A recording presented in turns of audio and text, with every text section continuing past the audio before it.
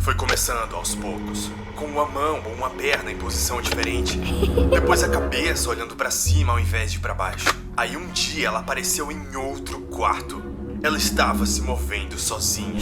Com um longo vestido branco, um ruivo cabelo e olhos tão realistas, visíveis até mesmo em meio à escuridão, Annabelle é a boneca maldita mais conhecida pelos fãs de terror. Sua fama de possessão serve apenas para desfocar o grande mal que está por trás, movendo as cordinhas, em busca apenas de uma coisa: a sua alma.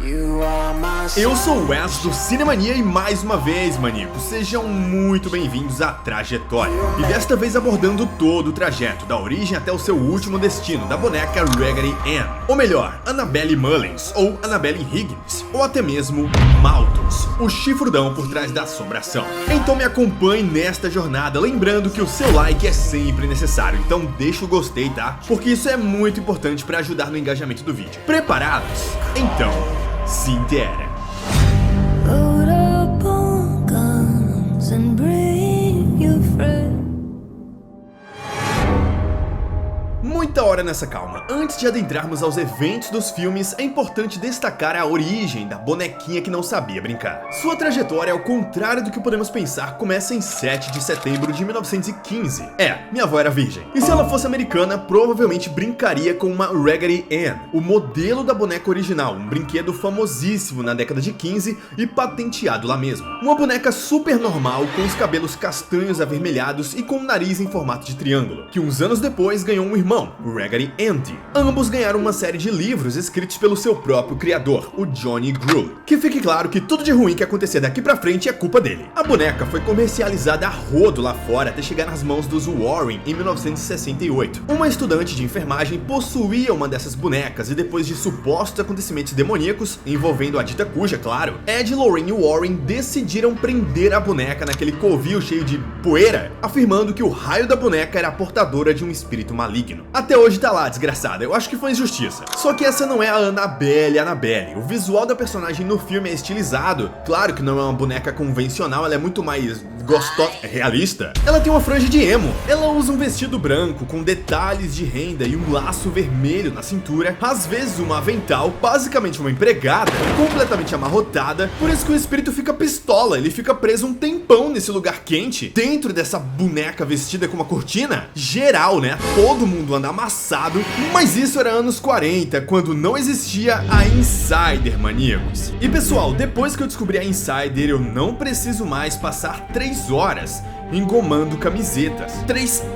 Porque se tem uma coisa que eu não suporto é ficar desamassando camiseta de algodão esturricado. E com a Tech T-Shirt da Insider, eu disse Tech, como essa tamanho M que eu tô usando, eu não preciso mais porque ela desamassa com o calor do meu corpo. Eu tiro da gaveta, visto e ela desamassa no corpo. Não parece que eu dormi dentro da gaveta. E se tem uma coisa que eu sinto é calor, eu fico suando que nem um animal. Mas com as peças da Insider, elas facilitam na evaporação do suor e o melhor, ela é anti-odor. Se ela faz isso, eu não preciso de mais nada. Fora que eu tenho camiseta que já ganhou outra utilidade aqui em casa, porque as da Insider duram por anos a fio sem nem pensar em desbotar. Fora que, né? Estilo. Você pode usar pra ir pro trabalho, ir pra faculdade, pegar um cinema, claro. Até pra ficar em casa eu fico de boa com ela. Eu gosto de usar porque eu me sinto muito confortável, ela tem muita elasticidade, é leve. Você não sente aquele incômodo de uma peça que veste mal, saca? Então as peças deles valem muito a pena, principalmente agora, porque a Insider disponibilizou um cupom de desconto de 15%. Isso por conta da semana do cliente, mas que foi prorrogado até o final do mês, pessoal. Então você ainda pode aproveitar o meu cupom CINE15 até o final do mês, dia 30. E combando com outras promoções do site, vocês podem conseguir até 30% off. Então vai no link aí na descrição, usa o cupom CINE15, porque é verdade, os produtos deles são sensacionais. E fazendo isso, você também fortalece o conteúdo aqui do canal. Apoiem as empresas que apoiam os canais que vocês gostam, beleza? Muito obrigado, Insider, pela parceria, e vamos agora para a trajetória dela, a Isabela Sinter. 1943. A origem da Annabelle da mitologia do Invocaverso se deu por um fabricante de bonecas chamado Samuel Mullins, o grande criador do famigerado modelo da Queridaça, uma edição limitada por 100 exemplares da fábrica Mullins. A Abelhinha, essa menina esquisita, é a filha dos Mullins e a família dela é meio margarina. A Abelhinha gosta de escutar música na hora de dormir e ela até que tem um bom gosto musical. Você é meu raio de sol, meu único raio de sol. Por favor, não leve meu raio de sol para longe. You Are My Sunshine do Charles McDonald faz total sentido com o destino dessa criança. O carro dos Mullins quebra no meio da estrada e Samuel precisa trocar o pneu. O parafuso sai voando e, a não ser que ela seja surda, a Abelhinha sabe que tá vindo um carro, né, Abelhinha? Não lava nem o próprio prato, mas o parafuso? O parafuso eu pego. Levou um tapão do carro, tinha que morrer mesmo, desculpa. Mas é isso, a garotinha vai de túmulo e 12 anos depois, outras garotas vão pagar o preço. Em 1955, um grupo de órfãs foram aceitas pela família Mullins para habitar naquela mansão, ainda como uma espécie de orfanato. O Samuel Mullins, que é muito babaca no filme, abre as portas para as 4 jovens, 3 crianças e a irmã Charlotte, que é uma freira não maligna. A Janice é a única com uma incapacidade física adquirida por poliomielite. Então ela e a Linda são best friends forever para sempre, inseparavelmente inseparáveis, uma enganchada na bunda da outra. Eu também vou ficar, porque sente pena de mim. Explorando a casa, Janice encontra a porta da Abelhinha, com marcações na guarnição, provavelmente o quarto antigo dela, só que o senhor babaca não deixa a coitada investigar. O grande problema é que a Belinha começa a aparecer desfocada atrás das pessoas, ou pelo menos um espírito dela. Na verdade não é nem isso, mas eu já chego lá. A casa em si já é meio amaldiçoada por conta dessa presença maldita, e Janice é o primeiro alvo. Ela é atraída pelos papéis que a Abelhinha costumava brincar com seu pai, que leva a Janice até o pé da porta do quarto de novo. Ela não se aguenta nas calças, entra no cômodo, e ainda tem as manhas de sair mexendo em tudo e abrindo as portas que jamais deveriam ser abertas. A Annabelle, a boneca mesmo, tava presa num armário dentro do próprio quarto, inclusive com umas páginas da Bíblia coladas na porta. É um bom sinal já. Aí a Janice joga um lençol por cima dela e piora a situação, porque deu cabimento pra boneca se levantar e passear. Fala sério, a primeira coisa que eu faria era soltar um grito bem fino nessa hora, só pra constar. O lençol cai e Belinha não estava. Era um espírito zombeteiro. Eu odeio quando o espírito fica cozinhando galo só pra fazer cena. No dia seguinte, a Linda começa a brincar de esconde-esconde sozinha e acaba se escondendo debaixo da escada, numa abertura na parede que dava pro mesmo cômodo daquele quarto bizarro da Annabelle. Só que dessa vez, a boneca é puxada para as sombras. Isso foi um peido?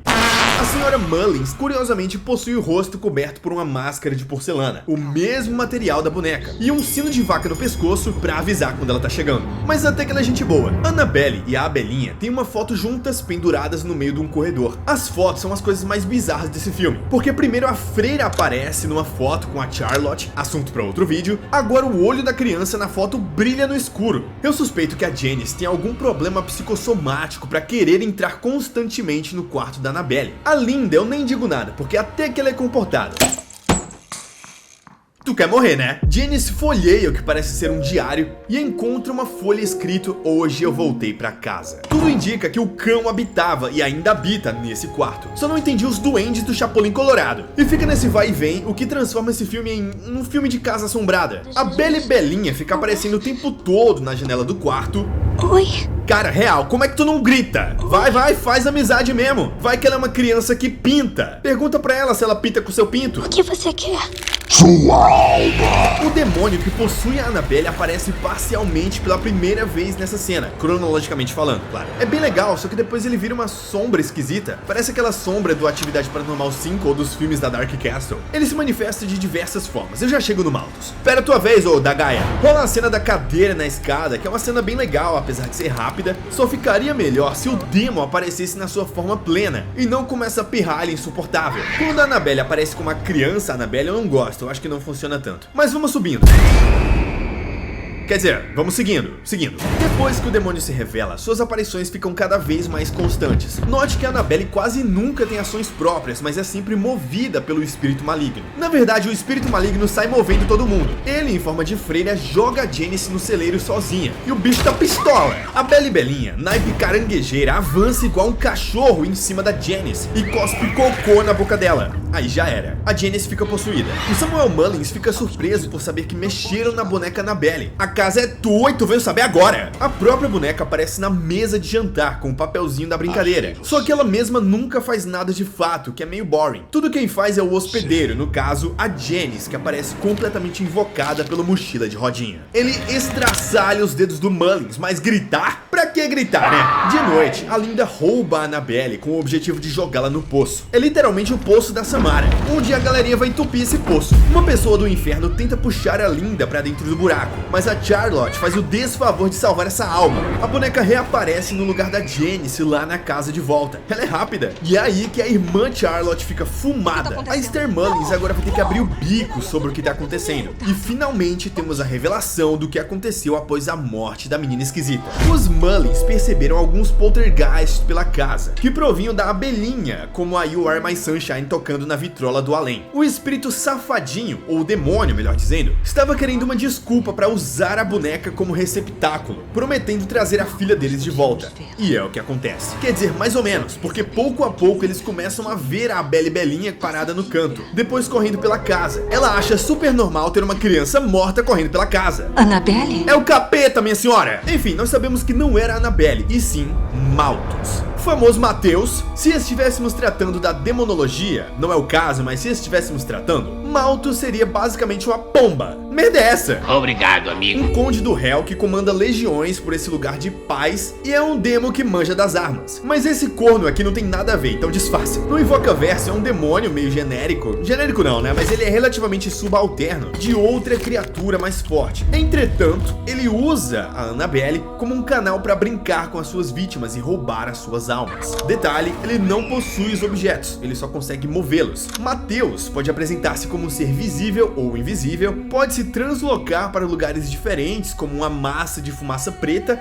do nada um petróleo, tem 2 chifres de corno manso, usa um cavanhaque do salsicha maconheiro, pinta a unha de vermelho porque, sim, ele é alto, magro e, como podem ver, fica muito bem vestido. Era uma presença demoníaca. É mesmo? Eu nem percebi. Daí o roteiro vem me dizer numa hora dessas que o demônio que se passava pela Annabelle ficou preso na boneca e eles resolveram deixar a boneca lá no quarto de boa. É muito coerente manter um hóspede maldito na casa, mesmo que supostamente aprisionado, e ainda chamar crianças pra morar lá. Fora que o demônio é tão bunda mole que fica lá esperando uma criança abrir a porta. Achei que esse era o melhor filme da Annabelle, tem pior? A Janice aparece possuída e ataca as adolescentes. Depois a senhora Mullins surge em partes, literalmente. O Malthus e a Janice atacam todo mundo nesse lugar e geral esquece da Annabelle. Ela tá jogada num porão podre. Esqueceram que o filme é dela. Dar bloco na Janice também é muito fácil. Jogou ela no quarto de volta e já é.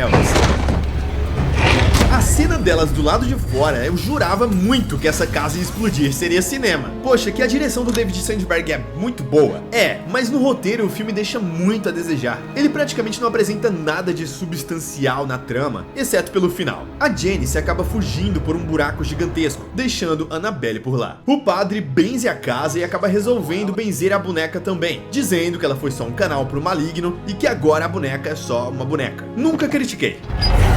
Todavia, onde foi parar Janice? 2 pessoas aparecem em um orfanato em Santa Mônica, na Califórnia, para adotar a queridona, que estava vivaça e se deu o nome de, adivinha? Annabelle. Precisava ser tão cópia de A Órfã. A boneca Annabelle verdadeira, a Raggedy Ann, aparece aqui como um presente para Janice ou Mr. Egg. Porém, 12 anos depois, os Higgins, aqueles pais adotivos, acordam com um barulho à noite. Annabelle, que envelheceu uns 45 anos, e um outro cara desconhecido matam os dois, acordando os vizinhos Mia e John Ford. Mas a gente se adiantou um pouquinho.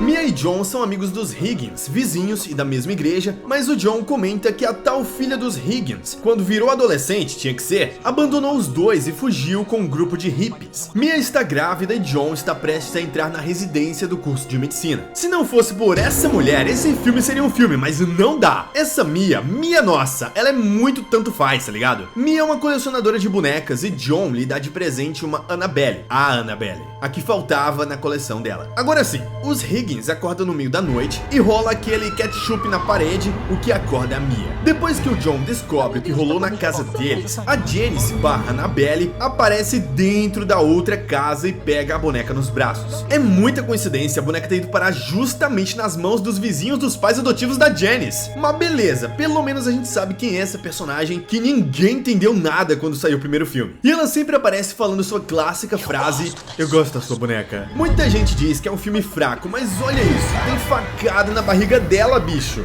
É uma cena pesada. Apesar de que a Mia fica com essa cara de contemplação, não importa as atrocidades que ela tá vendo, não é uma cara de trauma, é uma cara de sono. Ela passa o filme inteiro com exatamente essa mesma expressão. Suave, foi só uma facada no meu útero. Enfim, caguei pra Mia. O importante é que a Annabelle, sendo aquela mesma ou não, retornou para os braços de Janice. O que é que rolou aqui? A Annabelle e esse cara, esse namorado dela, estavam inspirados pelo caso Charles Manson e a família Manson, que a gente sabe que tá rolando nessa época por conta dos noticiários. Dito isso, algumas curiosidades e suposições. O momento da facada na Mia é uma alusão à morte da Sharon Tate, vítima dos psicopatas de Manson, que estava grávida de 8 meses em 1969. E o nome Mia é uma alusão a Mia Farrow, a atriz que fez a Rosemary Woodhouse, sim, de O Bebê de Rosemary.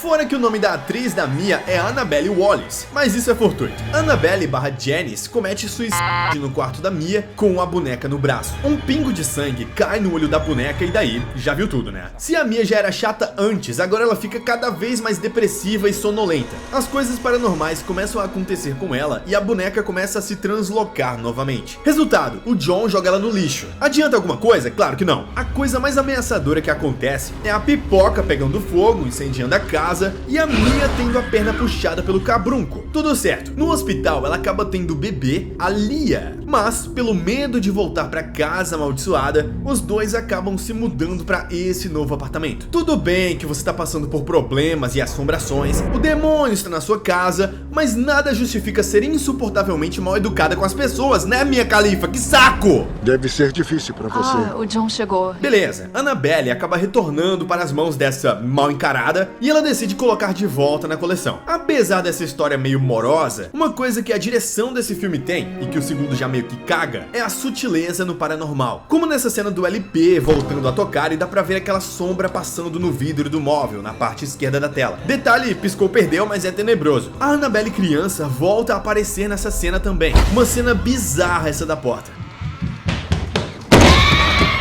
Paz. Depois começam a rolar cenas de Bebê de Rosemary total, carrinho de bebê, choro de criança vindo do além e tudo mais, até o capiroto aparecer novamente. Olha aí o Matheus! A melhor cena do Malthus nesse filme é essa da escada, apesar dela ser um jumpscare safado. O Matheus ficou fumado e tatuou a marca do culto maligno da Annabelle no braço da Mia, apesar de que no dia seguinte a tatuagem sumiu. O investigador do caso da Mia conversa com ela sobre quem era a Annabelle e aqui finalmente temos algumas explicações. Depois do suicídio da Annabelle hippie, ela desenhou o símbolo do culto maligno que ela participava ou até mesmo tinha fundado na parede do quarto da Mia, ou da Lia, né, no caso. Os Discípulos do Carneiro. Bom nome para um restaurante, e o objetivo era se suicidar com a Annabelle no colo para alimentar o Malthus com mais poder. A Evelyn, essa senhora da biblioteca, simpatiza com a cara da Mia por alguma razão desconhecida, porque a Mia é totalmente antipática, né? É um filme de ficção científica. Ela leva a Mia para o cheiro do queijo e lá ela diz o óbvio, que não é um fantasma, mas sim um Cap. E esse Cap quer uma alma para chamar de sua. E o que eu faço? Tomara que a resposta esteja em algum desses livros. Você não sabe! É minha filha, Ru. Cala a boca! Mia leva alguns livros infantis pra casa, dentre eles o chamado O Demônio é Bem-vindo. E nele é a primeira vez na franquia que o nome Malthus aparece, junto com outros nomes, dentre eles Lilith. O intuito dessa brincadeira é sacrificar uma alma inocente, ou seja, a Lia. Então o Malthus prende a Mia e ataca o bebê. É muito engraçado porque a Annabelle levita e o rabo de seta aparece segurando ela por trás e a reação da Mia é dar um gritinho suave. A criança passa mais sensação de desespero que a própria atriz. No fim das contas, o Padre Pérez leva a Annabelle consigo. Padres em filmes de terror servem pra quê? Sair voando. Milagrosamente, o padre conta pro John no hospital que sentiu a ânsia do demônio naquele momento. Ele quer a alma da Lia, só que a Lia não pode se oferecer, porque ela só sabe falar gugu, gugu. Então não tem como, logo alguém precisa oferecer a alma dela à força. Curiosidade, o padre Pérez não morre. Ele acaba aparecendo e mencionando a Annabelle lá em A Maldição da Chorona. Que Deus tenha piedade de sua alma. Malthus some com a Lia de alguma maneira e escreve no teto do quarto dela que quer a alma da coitada. Meu Deus, ele pegou minha filha. Vamos.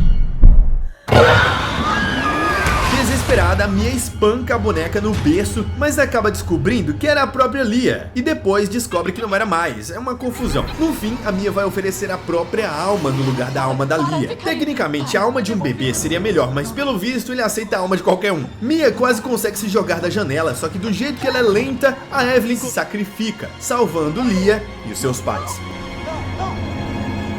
Muita gente não curte esse filme, acha ele fraco e tudo mais. Eu arrisco dizer que a mensagem sobre maternidade que ele passa é muito bonita. E apesar dele ser meio vagaroso, ter uma direção meio apática, bem diferente do resto do Invocaverso, e a personagem principal ser meio mala, ele é um filme gostoso de assistir. É um filme de conforto. Não acontece muita coisa, mas tem susto ao mesmo tempo, tem um capiroto, mas ao mesmo tempo ele não aparece tanto. Bom, com certeza ele melhora 90% se você assistir o segundo filme antes. Assim você entende muito mais sobre a mitologia do demônio e quem é a Annabelle. Falando nela, a boneca do cão desapareceu e reapareceu numa loja de artigos de decoração, que também tem uma regalienne lá no fundo da loja. E bom, Annabelle vai parar em outras mãos agora.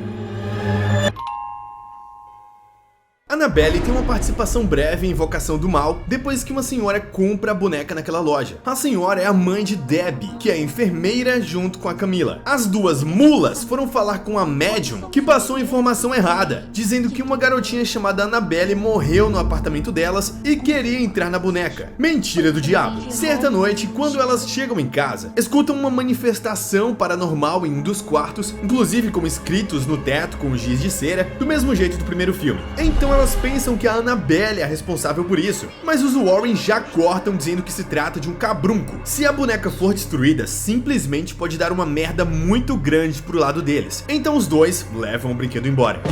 Lá no meio do filme, a filha dos Warren, Judy, é atacada pelo espírito do filme, a Bathsheba Sherman, que é tão poderosa que usou a boneca Annabelle como receptáculo também. Estranho, já que a boneca já tinha dono. Então, ou foi uma collab do Malthus com a Bathsheba, ou foi uma traição, e de chifre a gente já viu muito. Essa é a primeira vez que vemos a Annabelle se movendo como um boneco possuído de fato, apesar de ser a patinha do demônio.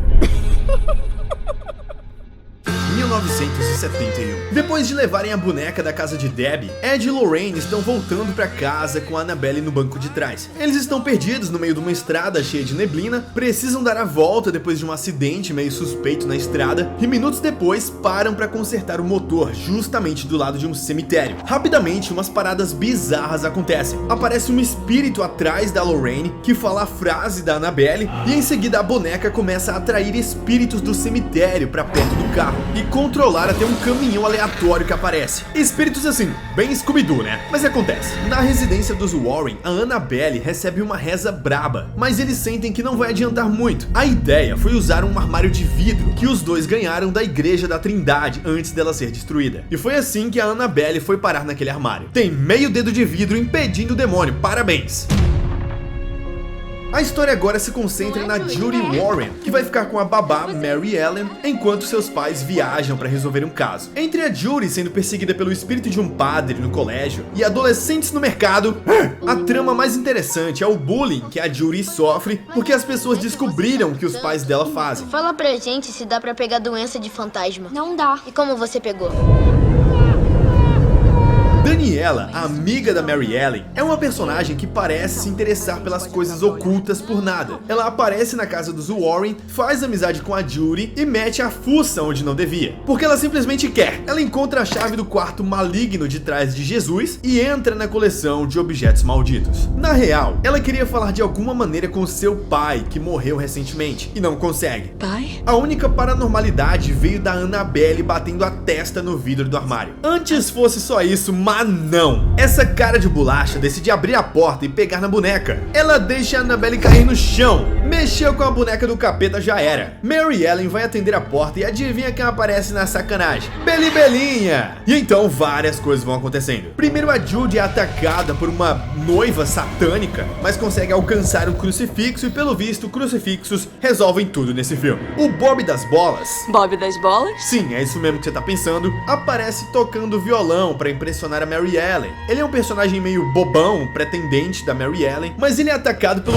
cão do inferno, aquele lá do Supernatural, que é uma coisa que eu não gosto porque o filme começa a meter efeito digital. Muito feio. A Daniela também é atacada quando ela volta lá na sala de artefatos dos Warren de novo. Ela sabe que pode dar ruim, mas... adolescentes. Então o espírito do pai de família dá uma investida nela, por conta do bracelete do luto que ela colocou. Por culpa dessa menina, todos os espíritos vão se soltar agora. A Annabelle aparece dormindo do lado da Judy na cama. E é isso que a Annabelle faz o filme todo. Aqui é mais uma história dos outros objetos dos diversos casos dos Warren do que sobre o demônio da Annabelle, porque ele mesmo não faz nada, a não ser pedir o collab dos outros espíritos. A desculpa é que a boneca atrai e desperta ou libera os demônios ao seu redor. Quais? A TV Tubão, que reflete a imagem da Daniela, a alma condenada ao barqueiro com a moeda nos olhos e o próprio barqueiro do inferno. O Malto só volta a aparecer na sombra projetada na parede no quarto da Judy, com o visual clássico de corno manso e tudo mais, apesar de um pouco diferente. Depois de rodar a casa toda e penar muito com as assombrações, a Mary Ellen termina encontrando a Annabelle no braço dela mesma, morta com as moedas nos olhos, que eram usadas para pagar o barqueiro. Seria legal se desse pra ver também, né? Filme escuro do inferno, cara. O filme fica muito soft depois disso, porque a Daniela aparece possuída pelo espírito da noiva, então ela ataca as duas, mas é exorcizada por um vídeo de uma projeção do Ed Warren. É sério que ela foi exorcizada por EAD?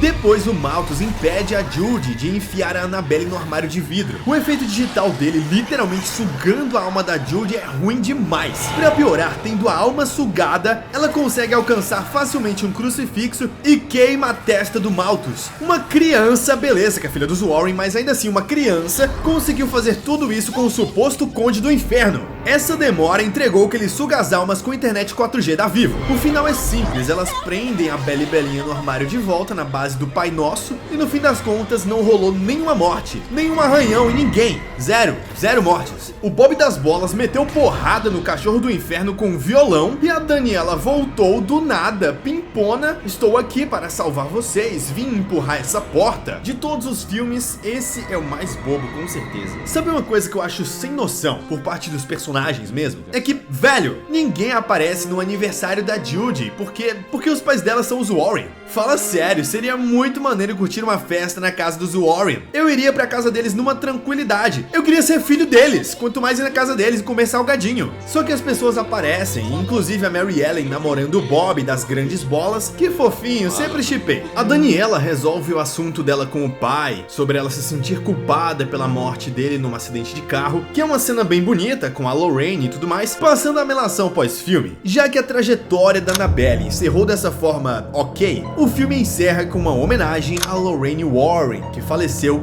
em 2019. Isso me dá uma belíssima ideia sobre A Trajetória que virá logo mais.